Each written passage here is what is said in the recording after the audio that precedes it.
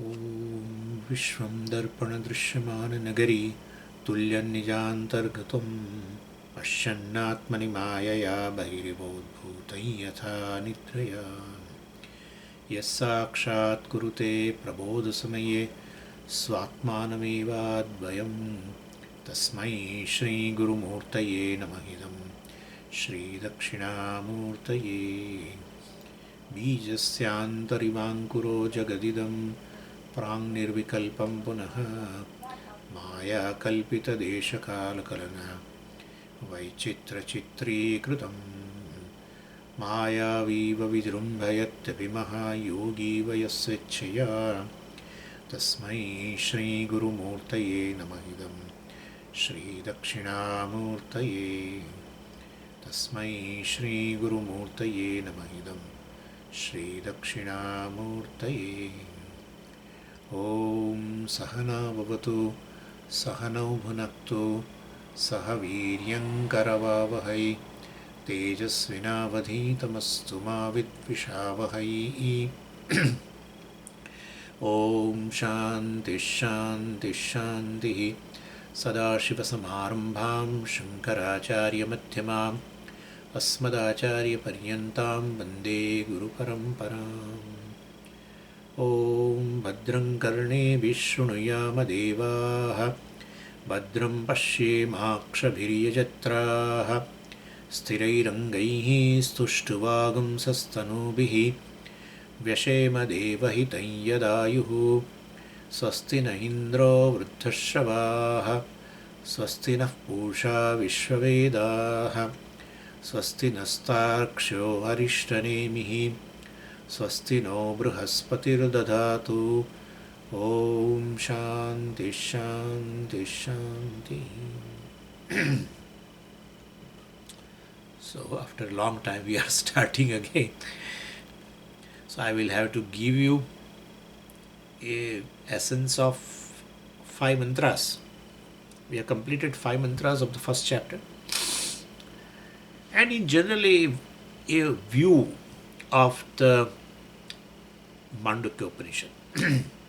That I will give you first, then I will give you the gist of 5 mantras, and then we will go to the Bhashya. So, Mumukshunam Vimuktaye Mandukyam Eva Alam. So, for those who are desirous of gaining moksha, Mandukya Upanishad, the study of the Mandukya Upanishad itself is adequate. It is said in a tradition that's called Sampradaya Vakyam. And in the teaching tradition, I mean, this particular sentence is very popular. And there is some truth in this statement when, even though it is meant for praise, and that's a style in a Shastra to praise, so that you will be encouraged. But there is a truth here also. So this, because this Upanishad, is very complete with the Karika of Gaudapada Karika. It's always along with the Karika. Upanishad has basically only 12 mantras. But, Upanishad and Karika are so inseparable that Madhvacharyaji, Dvaitavadi, he took the first Prakarana of this Karika as the part of Upanishad. Anyway, but of course he interpreted in a fashion of, from the standpoint of a duality, which is not a reality, in fact. But anyway, it's an unfortunate thing.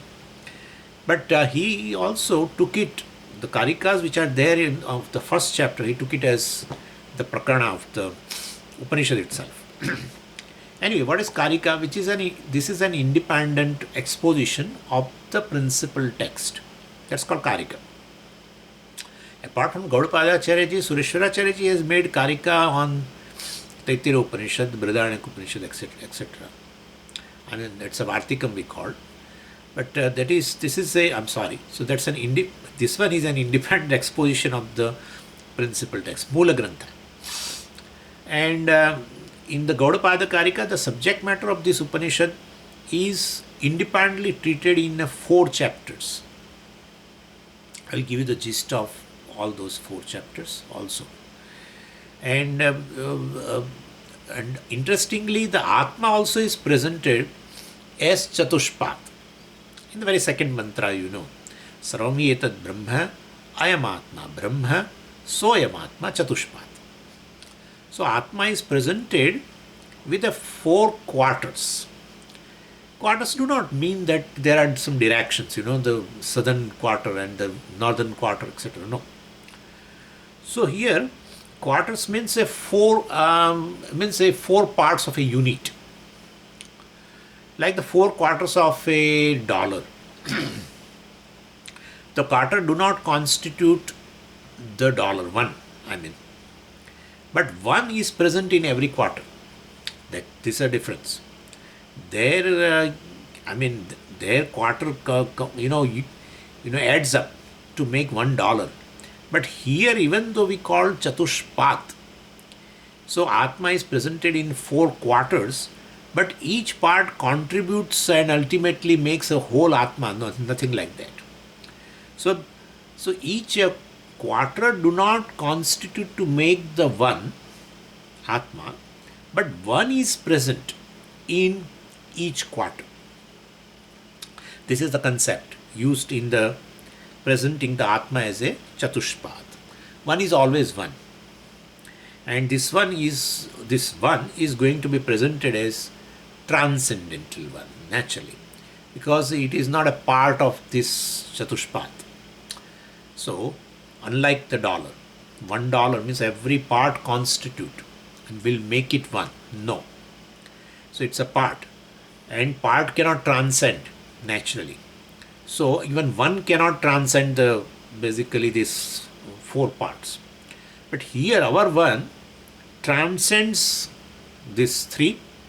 That's how it is considered as a fourth. But it also transcends, and therefore it is considered fourth. One is present immanently in all the three, and therefore it is considered as a fourth, but it is really not the fourth. We have seen that, and we will be seeing, don't worry. So this one is going to be presented. Atma is going to be, even though it is a Chatushpath, made up of four quarters, but literally speaking, it transcends the one. It's non-dual. There is no second thing at all.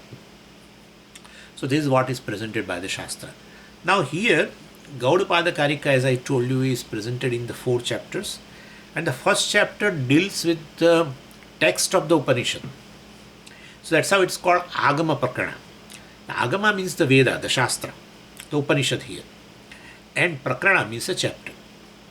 So the Agama Prakarana means a chapter that deals with the text of the Upanishad. The next chapter is a Vaitathya Prakarana. And the word Vitatha,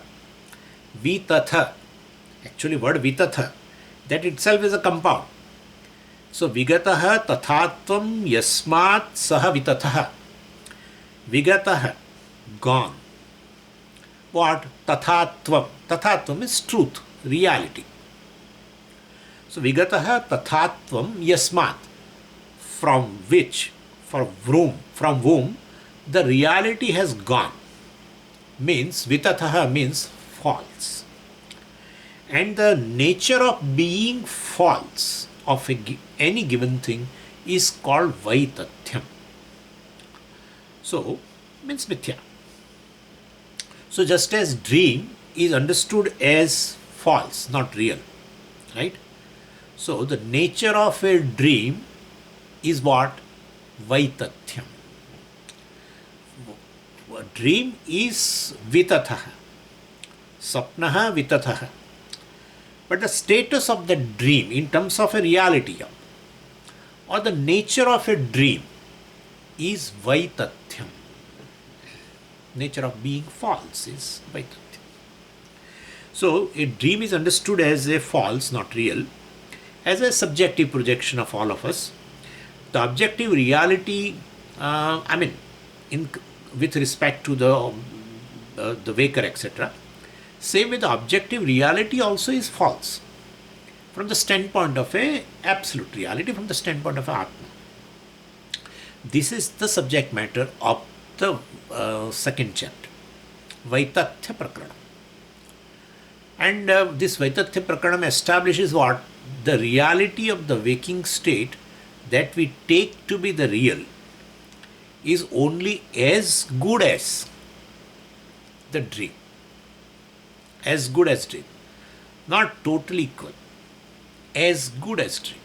So far as the reality is concerned, for the want of a ultimate reality, even waking state also is false.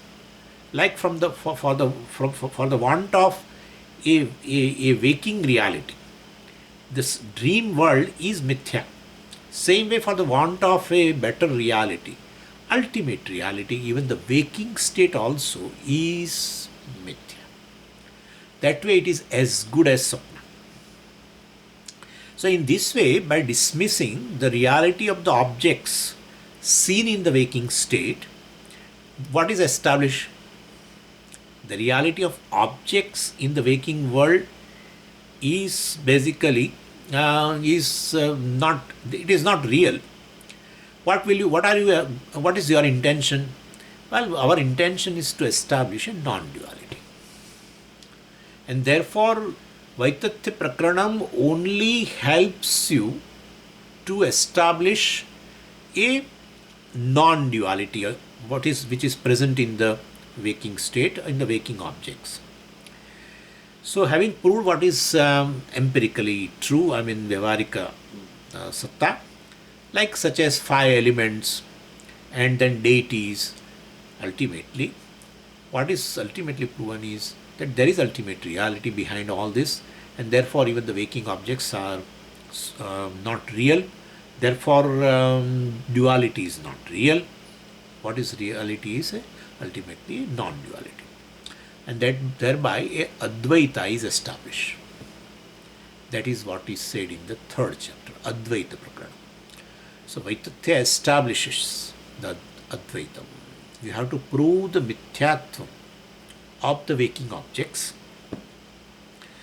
not knowing ultimately this a non-dual Vastu, which is the reality of all waking objects. You only say the waking world is real.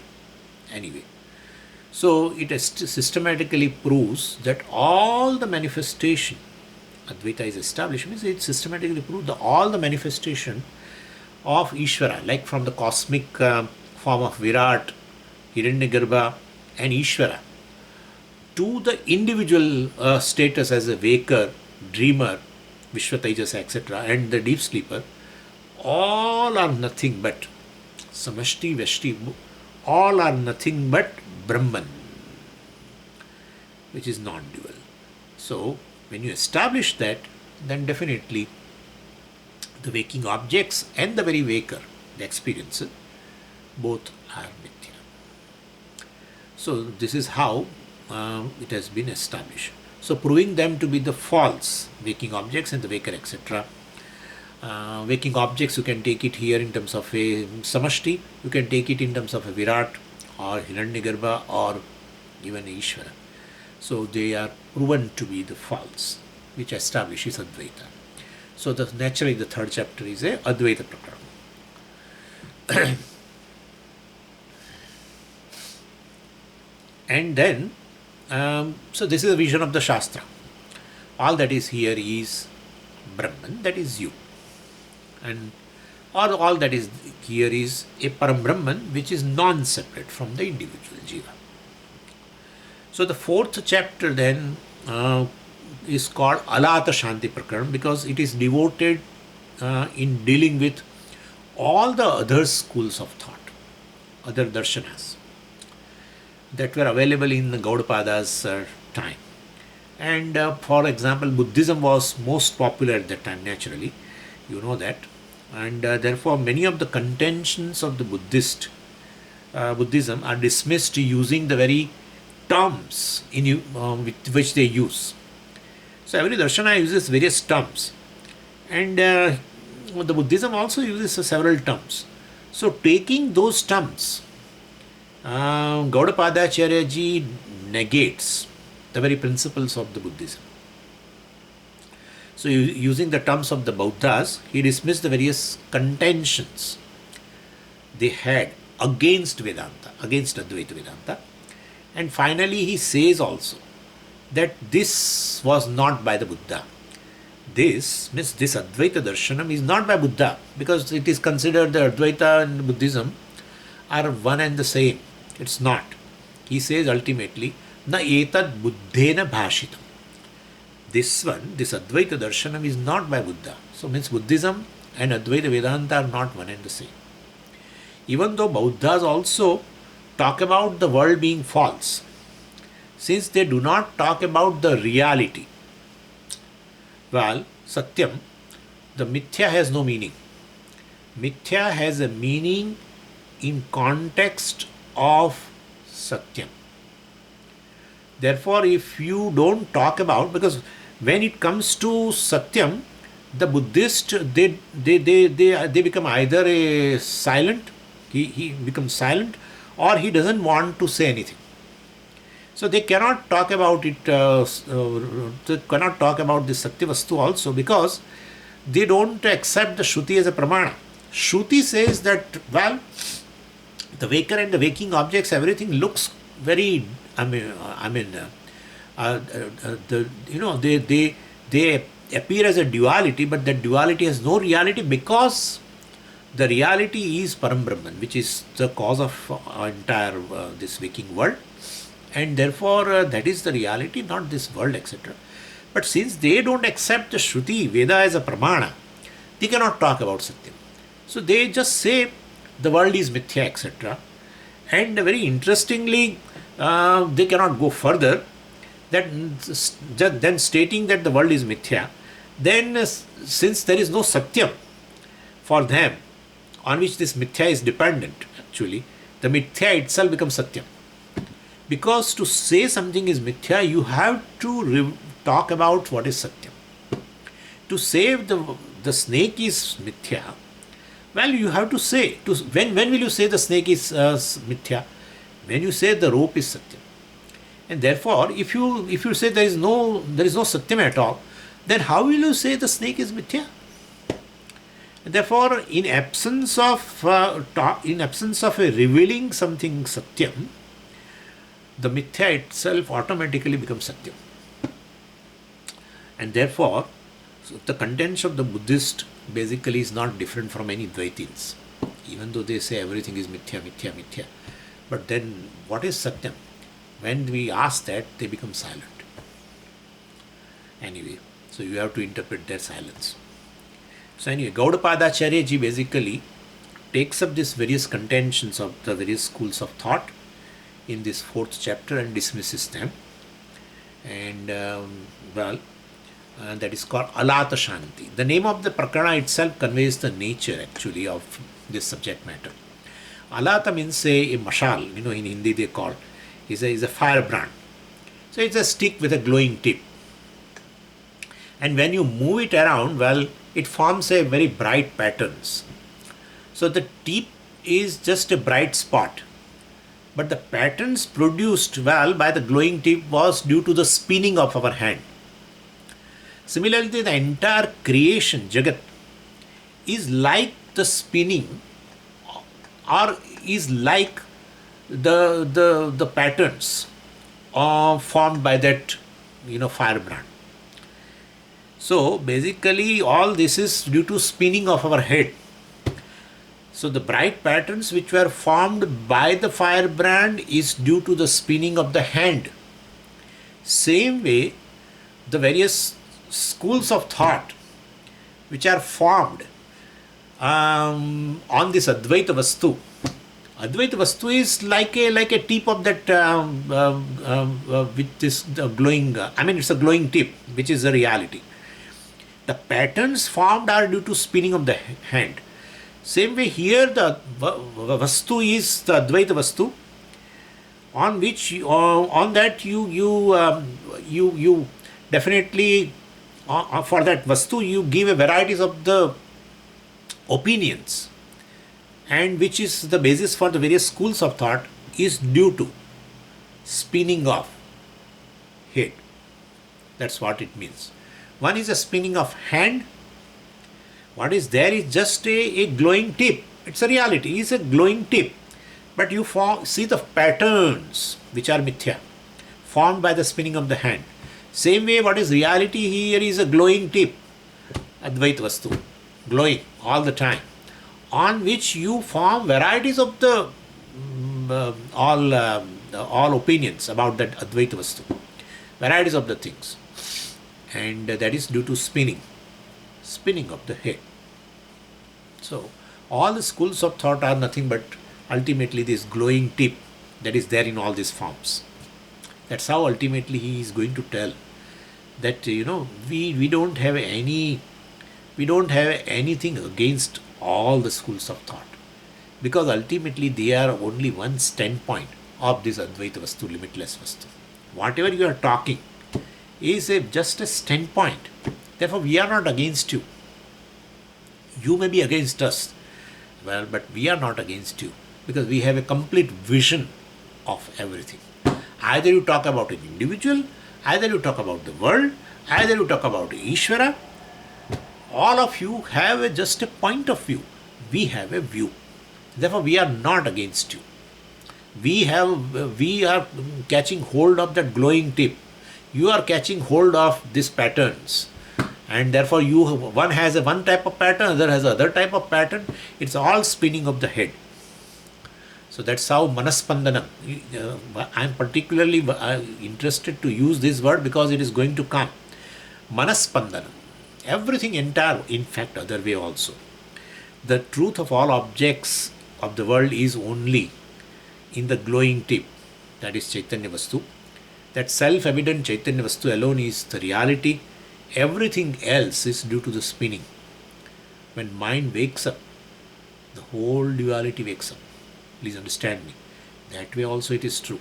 It is ultimately whatever you see in terms of waker and the waking objects, or the dreamer and the dream objects, is impossible if the mind doesn't spin. It's ultimately a spinning of the mind. That's the ultimate thing.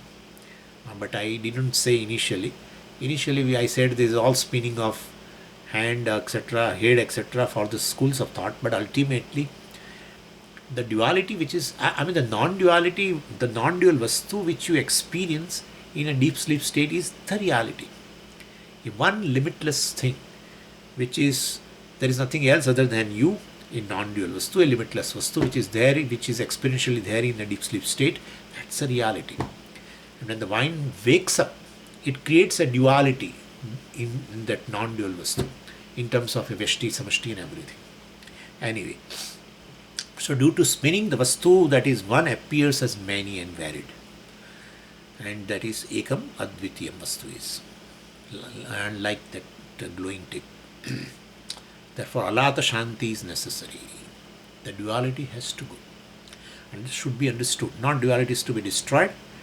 The destruction is as good as understanding it is mithya, it is apparent. That is also Alata Shanti. Or Alata Shanti in terms of various schools of thought. They should go away. Therefore, he picks up various schools of thought in the 4th chapter and negate them.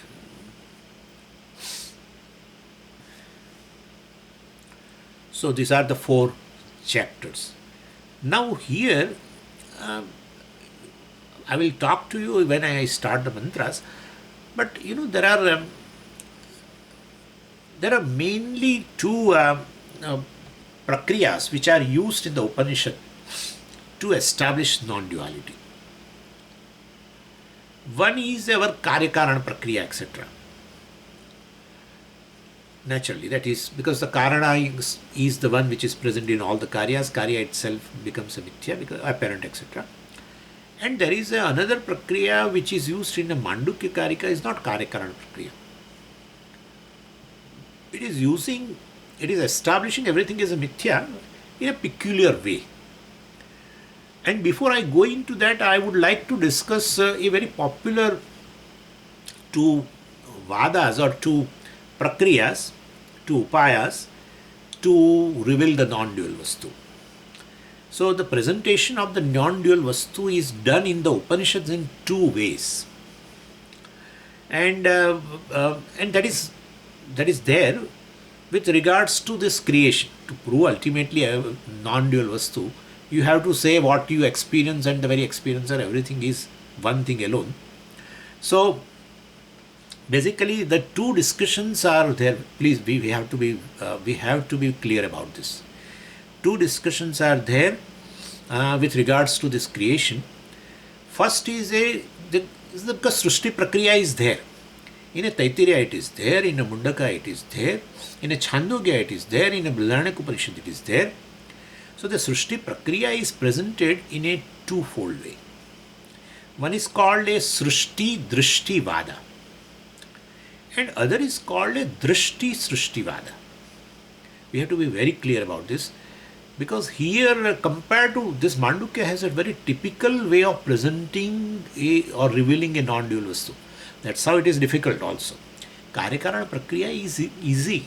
Like in Taittiriya, it starts with the Brahmanandavalli, Tasmadva etasmad atmana akasha sambhuta akashad vayu, etc., etc., etc., and then goes to Panchakosha, and then ultimately says, well, ultimately that Brahman, that is Atma, is the cause of everything, therefore it is the essence, and therefore what obtains ultimately is this Brahma Vastu alone. Anyway, so I will talk to you about, but in a Mandukya, it is little, in a tedious way it has been established. The Mithyatva of the Jagat, the duality, and the non-dual Vastu has been revealed that way, but it is very typical way. There is no Karyakarana Prakriya here. We should understand, even though Avasthatara Prakriya is there, but there is, you won't find that Atma is the cause of everything and everything in entire Mandukya. So still it establishes the easiest way of establishing the duality as a mithya and definitely revealing a non-dual Vastu is a Karyakarana Prakriya. Easier. That's what I said in other Upanishads, but that is not here. Yet it establishes Advaita. So therefore, before we go into that, I would like to talk about these two Prakriyas. See, the first one is a Srishti-Drishti Vada. Drishti-Srishti Prakriya. Upaya, Drishti-Srishti Upaya, Drishti-Srishti model, Drishti-Srishti method, you can say. Methodology. So when we talk about the Srishti, the whole teaching is meant for the individual. Right? Whole teaching is meant for this individual, Jiva. So it is the Jiva who is looking at the Jagat. He is the Pramata. It is the individual's vision, conclusion, Drishti of the Pramata of the created world, Srishti. So that is talked about in this Vada. What is the vision of this individual of the creation Srishti? That's called Srishti-Drishti Vada. Srishti is there, accepted. But what is the Drishti of this Pramata, of this Jiva for this created world? That's a Srishti-Drishti Vada. And definitely, what is the Drishti of this Jiva for the creation? Creation is real. Right? Like we have right now. So creation is taken as real. And whether the Pramata is able to really see it or not, this takes the creation to be real. Please understand this. I am making a difference between Drishti-Srishti and Srishti-Drishti. I am right now talking Srishti-Drishti. So whether I see, experience the creation or not, I, the Jiva, who experience this creation or not, but creation is real. That's the basis of Srishti-Drishti Vada. That's how Srishti is, a word is first, indicating, well, it is taken as real. So this is a subject matter even of our science also. Science takes this world real. Empirically, what is true is true. The realist all take, or the empiricalist, they take this to be real. And definitely taking it real, science is moving in that direction and trying to find what it is. Science never questions the creation. Science takes the creation as real and goes further in that direction and try to find out what it is. what a truth about it. And then based on that, there is some another thing also. What is possible? One is what it is, science, and what is possible from the creation. That's a technology. Anyway, so they are going by the Srishti-Drishti Vada. The fundamental research, if you see that, then and that is what it is. And studying what is possible is a technology. So the vision, the drishti of the created world, Srishti, Jagat, itself is possible only because there is a created body, mind, sense complex. When I say I am a experiencer, the jiva of the Jagat, well, my experience is called drishti, and the Jagat is created, Srishti. But how come this experience itself is possible on the part of individual? Because there is already created body, mind, sense complex. And this empiricality cannot be dismissed. So even though I say that I am the experiencer of this Jagat, and my experience is called Drishti, and the Jagat is there which I experience, even though I say, but the experience itself is possible on the part of Jiva because there is a created body, mind, senses. All is taken real. Please understand, this is the fundamental difference between the Prakriya which I am telling right now, Srishti-Drishti Vada and Drishti-Srishti Vada. More or less, Mandukya goes with the other Prakriya. That's how I am discussing. Where we have taken the Taittiriya and all that, all Srishti creation has been talked about. Their creation is taken empirically real. Therefore, we describe even a Srishti Prakriya. When you describe Srishti Prakriya, you are accepting it a certain reality. Otherwise, you will not talk. When you accept, like you talk about Panchakosha Viveka, means you are accepting Panchakosha first. And then you say Atma is definitely distinct from Panchakosha. Right? So you are accepting Panchakosha. That means Panchakosha is real, empirically real. Because Shastra discusses what are Panchakoshas, what are its functions. So what is Annamaya Kosha, what is Pranamaya Kosha, discussed. So certain reality has been given to those koshas. Therefore, there it is a Srishti, the Panchakosha, etc. Is taken real. And then it has been revealed that ultimately Atma alone is the reality and they are the mithya. But there is a discussion. Panchakosha, etc. also has that. So this is one way of looking at the creation. Creation is real. And I have I experience the world. The experience is possible on part of me because a created body, created mind, created senses. If that is not there, where is the question of experience? So Srishti-Drishti Vada accepts the creation as real. So Pramata, whether he experiences or not, but the creation is real. Please understand this. So Drishti is possible, of course, because the creation is there. So Shastra also has this approach when it talks about the creation of 5 elements.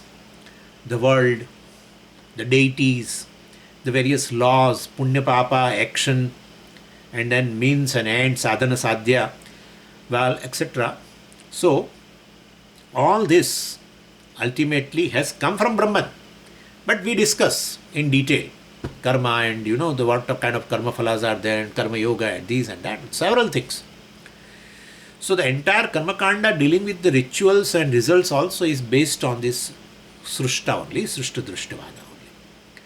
The fruit of action is also, we talk about it, is true because it has to be enjoyed by the person concerned. Person has to enjoy it. So birth, death, afterlife are all considered to be true when you accept the creation as real. Don't think real means, but till you discover, as I told you initially itself, till you discover that the waking world the plurality in this waking world, in terms of waker and the waking worlds, all is mithya in light of something which is Paramarthik Vastu. Till then it enjoys certain reality. And it keeps on enjoying that reality in terms of experience also. That's the basis of Srishti-Drishti Vada. And I am giving you all these examples, creation of 5 elements and these, and we talk about Purva Janma, Punarjanma, Karma and its role, etc.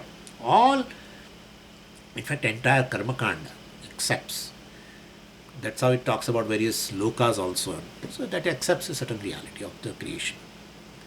So accepting the reality of one's life here on the earth and accepting the concept that there is a life after death, etc., because the jiva will survive, all reveal that the Srishti that you see, you experience, is real. This is one way of presenting the Vastu, Brahman, in terms of this creation, which will prove it ultimately mithya, and the Brahman is the reality, and therefore it is non-dual, etc. That is there. But this is the Vada which accepts creation, certain reality. Now, there is another Vada, and that is a Drishti-Srishti Vada. Means that what is that? A thing is, creation is, because I see it. Drashtihi eva Srishtihi Drishti-Srishti Vada. Drashtihi eva Srishtihi. So, in order to establish the reality of the world, you are using the Drishti-Srishti because that is within the ken of our own experience. The experience is, I see because I see, therefore it is. And so this experience is in the perception of each and everybody. Therefore, Drishtihi eva Srishtihi. And there are people who say that the entire creation is nothing but the subjective projection of our minds and that it has no objective reality at all. Vedanta doesn't say that. We accept Drishti-Srishti Vada is there in Vedanta, but with a little modification which I will talk to you. But there are people who say that the entire creation is nothing but a subjective projection of our mind and it has no objective reality. That's, you can say, even the school of Buddhism also says that. Anyway, now here we have to see a defect in this. If it is the creation is a subjective projection and it has no objective reality, 2 doshas are there. Because apart from this Drishti-Srishti Vada, the subjectivity that is generally seen is of 2 types. Subjectivity means Drishti, which is there, is of 2 types. One is the subjectivity is there due to defect in the means of knowledge.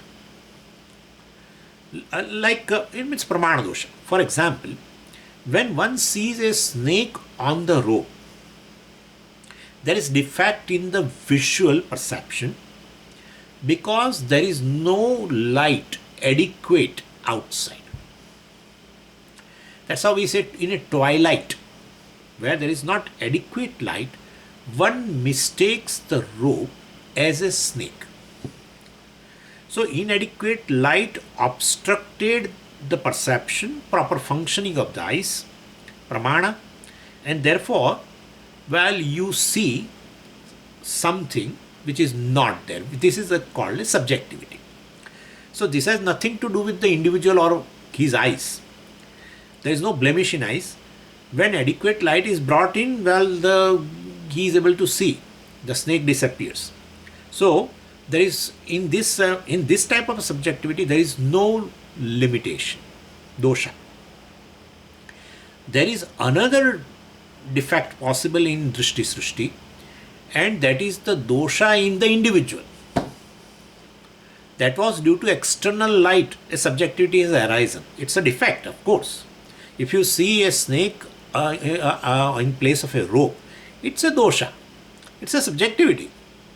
Perception of a snake is a subjectivity. But it's not due to defect in the individual. It's due to defect in the external means. Here, light. But now a second defect in subjectivity can arise due to a dosha in individual. Like a dosha in the mind, let us say. Antakarana. The Srishti is due to Antakarana dosha. Because you see it. Like you take an example of a sunrise. There is a sunrise only because you see it. If you say, I see the sunrise and in the eastern sky, travel across and set in the west. So there is definitely the Drishti and a Srishti. So Srishti is what? There is a sunrise and travel of the sun also, right? And setting in the west. That's a creation of you, not reality. It's your creation. It's your creation. The very sunrise and sunset is your creation. The travel of the sun from east to west is your creation. Drashtihi eva srishtihi. It's due to the defect. This creation is possible, this type of creation is possible due to defect in one's own mind. Please understand. And therefore, so you see something and you conclude from that. Your conclusion is the Srishti. You see and you conclude. This conclusion leads to the philosophy that because you see a thing, a real. To have an experience of a sunrise and sunset, no dosha. But to conclude that yes, sun rises in the eastern direction, sun sets in the western direction, and sun also travels. That is true. This is a defect in a Drishti-Srishti. It's due to defect in your mind. You see that's not a problem. Perception is not a problem. But the conclusion based on your perception is a problem. There is a real sunrise, real sunset, sun really travels from east to west, etc. That's a dosha. That's a dosha in your mind, in fact. Nothing wrong in a perception, but conclusion is wrong. Sometime due to prejudice, of course, perception also get distorted, and then definitely conclusion will be automatically distorted. Both may be wrong sometime. Anyway, so this is also a kind of a Drishti-Srishti. Totally subjective. So there is something wrong with the mind, and that projects one's own conclusion on the objects. The people also. We are not going into that, but so this is how the thing is. And everyone really all the empiricalists, they end by saying that one has to replace this Drishti-Srishti with Srishti-Drishti. Because everyone has to be, whoever is pragmatic, they feel that we have to be more objective. The subjectivity has to go. Because in a subjectivity, ultimately the doshas come either due to external means, either due to antakarana, the instrument which is there inside. And therefore, any pragmatic person will say, we have to be more objective. One has to see the things as they are and be more objective, see one order of Ishvara, etc. Then the person is less judgmental. That's an advantage in a Srishti-Drishti Vada. But here, in Mandukya, there is no creation talked about. Believe me. There is no creation. There is no model of creation here.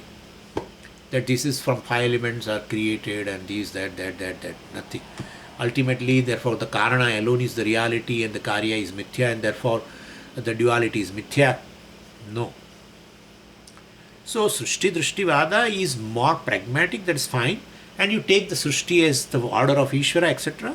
And Ishvara is the basis, the Brahman is the basis, etc. That's it. I'm not going into that.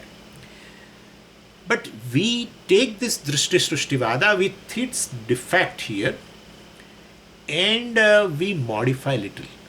That's the vision of the Vedanta. In fact, it goes one step further from Drishti-Srishti Vada. Listen. Srishti-Drishti Vada is not at all there in the Mandukya.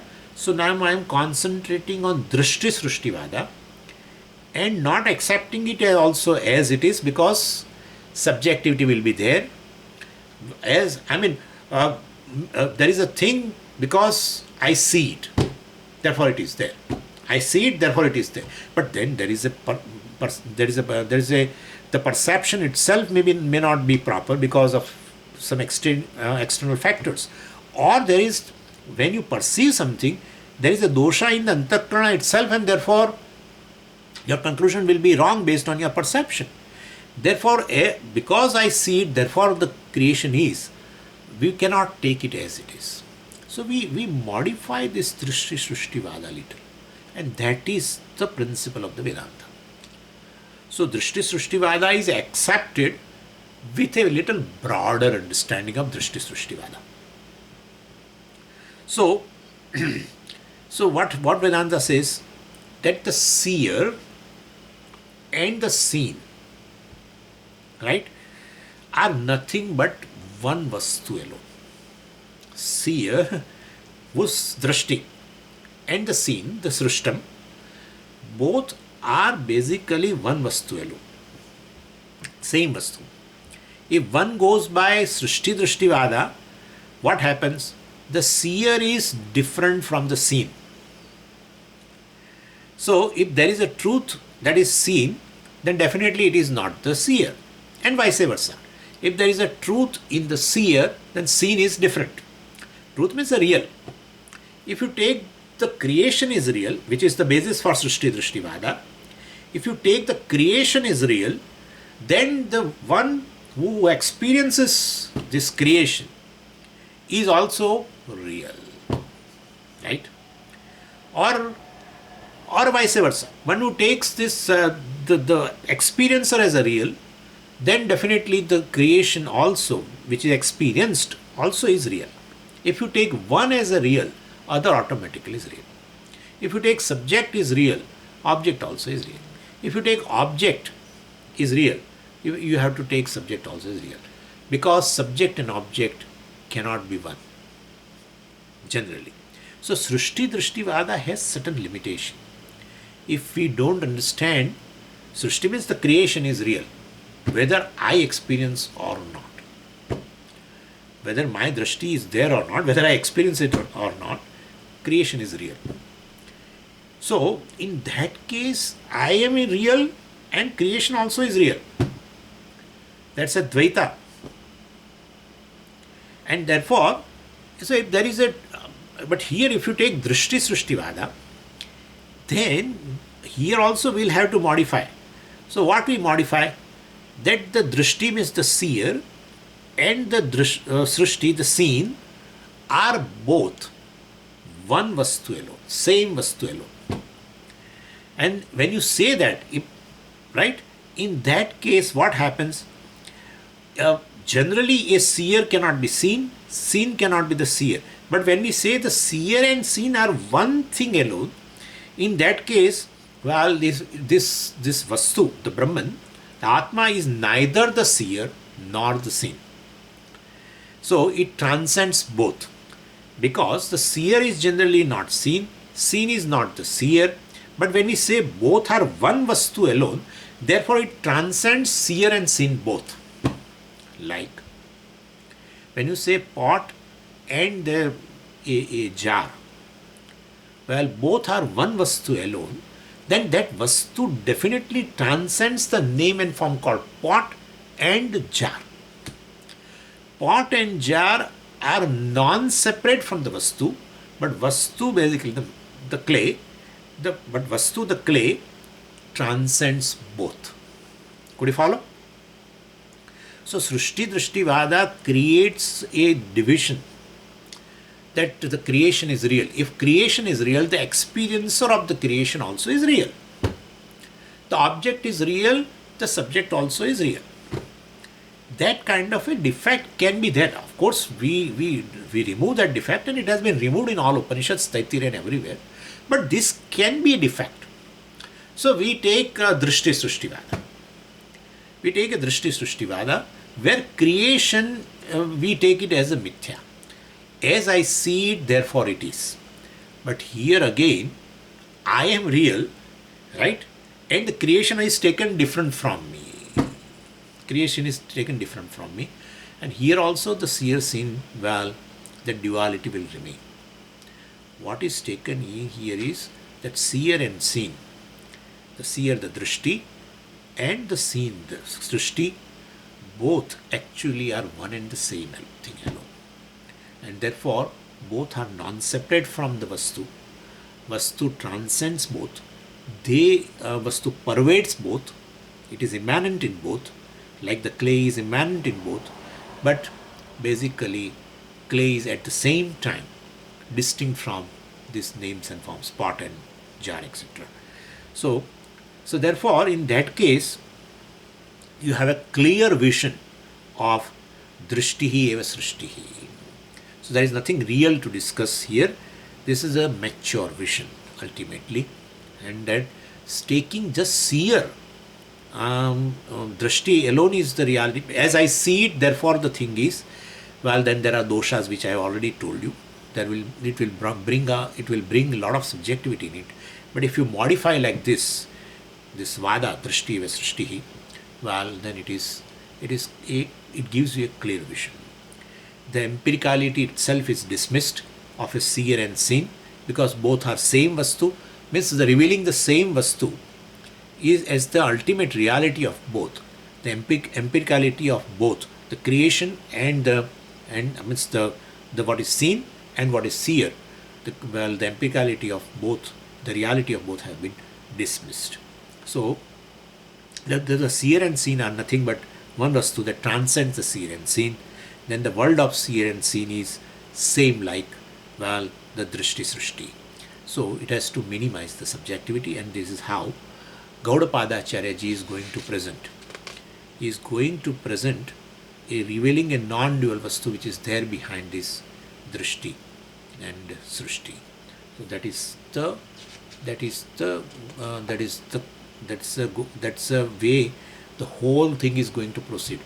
In fact, Agama Prakarana itself establishes the non-duality, which has been further strengthened in other two chapters, second and third also. And fourth chapter, of course, negates all other views also regarding this Advaita Vastu. So this is the Agama Prakarana only reveals, naturally, Shastra only reveals a non-dual thing, and that has been, the duality has been proven mithya in the second chapter, and then the third chapter talks about with a firmness the non-duality as a reality. And then the views have been taken up against this non-dual Vastu and have been dismissed in the fourth chapter. So this is how we will proceed. Now, I think Wednesday I will give you the meaning of the first 5 mantras. That is very essential because we have already seen them with the Bhashyam. I will give that, and then we will proceed with the Bhashyam. Om Purnamadav Purnamidam Purnat Purnamudachyate Purnasya Purnamadaya Purnameva Vashishyate. Om Shanti Shanti Shanti. Harihi Om Shri Gurubhyo Namaha. Harihi Om.